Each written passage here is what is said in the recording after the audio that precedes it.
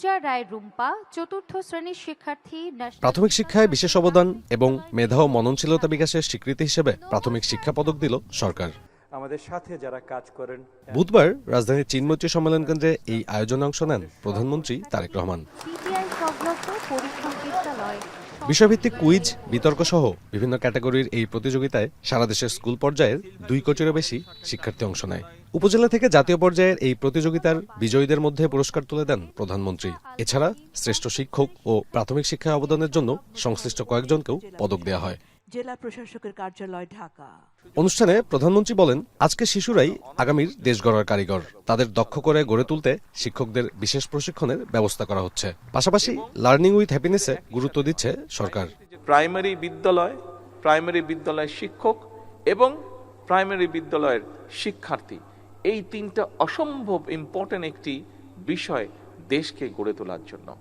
যেমন শিক্ষকদের পাশে এসে আমাদেরকে দাঁড়াতে হবে। আমরা জানি শিক্ষকদের কিছু সমস্যা আছে তাদের, সেটি আমরা চেষ্টা করছি সেই সমস্যাগুলোকে অ্যাড্রেস করতে। একই সাথে আমরা যদি আজকে প্রাইমারি স্কুলের শিক্ষকদেরকে যদি আমরা সঠিক ট্রেনিংয়ের মাধ্যমে সঠিকভাবে গড়ে তুলতে পারি, তাদেরকে সঠিক ট্রেনিং দিতে পারি, তারা তাদের সেই ট্রেনিংটা, সেই শিক্ষাটা তারা শিক্ষার্থীদের কাছে পৌঁছে দিবেন। পড়াশোনার পাশাপাশি দেশ ও পরিবেশের ব্যাপারে সচেতন হতে প্রাথমিকের ক্ষুদে শিক্ষার্থীদের প্রতি আহ্বান জানান তারেক রহমান। জানান, বুধবার সবুজ বিদ্যালয় কর্মসূচির আওতায় সারা দেশে 2 লাখ বৃক্ষরোপণ করা হয়েছে। সারা বাংলাদেশে প্রায় 2 লক্ষের মতন গাছের চারা রোপণ করেছি। এটি প্রকৃতিতে আমরা প্রকৃতি যাতে সুন্দর থাকে, ভালো থাকে, তার জন্য আমরা এই কাজটি করেছি। আমাদের এমনি সরকারের পরিকল্পনা আছে যে আগামী 5 বছর ইনশাল্লাহ সারা দেশে আমরা 25 কোটি বৃক্ষরোপণ করব। যতদিন পর্যন্ত তুমি বড় না হচ্ছ, তোমার বয়স যতদিন পর্যন্ত 20 বছর না হচ্ছে, প্রত্যেক বছর একটা করে গাছ লাগাতে হবে। পারবে? হ্যাঁ, তুমি গাছটা রোপণ করবে, গাছটাও বড় হবে, তুমিও বড় হবে।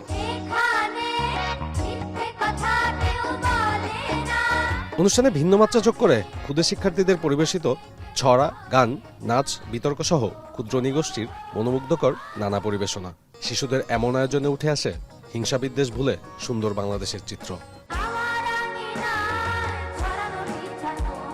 সাব্বির রোজ, এখন, ঢাকা।